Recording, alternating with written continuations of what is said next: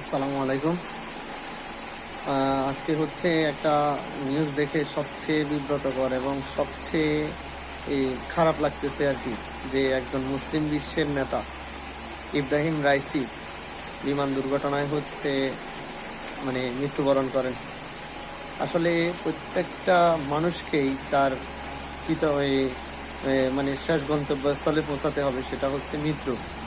তবে এই মহানায়ক, আমি মহানায়কই বলবো, বাতিলেরা যেখানে হচ্ছে মুসলমান নিধনের চেষ্টা করছিল, এই মহানায়ক সেখানে একাই চেষ্টা চালাইছে তাদেরকে রুখে দেওয়ার জন্য। এই নেতার জন্য হচ্ছে যে সেলুট থাকবে আমার পক্ষ থেকে।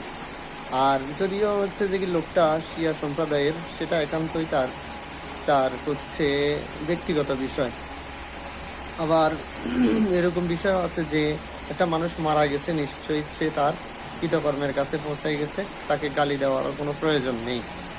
তো সেদিক থেকে হচ্ছে যে মানে লোকটা দুই একটা খারাপ গুণ থাকতেই পারে, তবে সে তার কৃতকর্মের কাছে পৌঁছাই গেছে। তবে আবার কোরআনে কারিমের এমনও একটা আয়াত আছে যে যে মানুষটা পৃথিবীর একজন মানুষকে বাঁচাই দিল, সেই যেন হচ্ছে সমগ্র পৃথিবীর মানব জাতিকে রক্ষা করলো।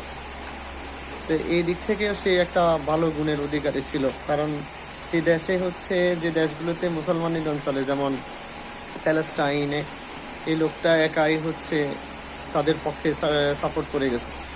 তাদের হয়তো বা হচ্ছে ছায়াযুদ্ধের সাথেই জড়িত, এই কারণে হয়তো কোনো একটা অঘটন ঘটছে আর কি। তবে তার জন্য হচ্ছে মাগফিরাত কামনা করলাম আমি আমার দিক থেকে।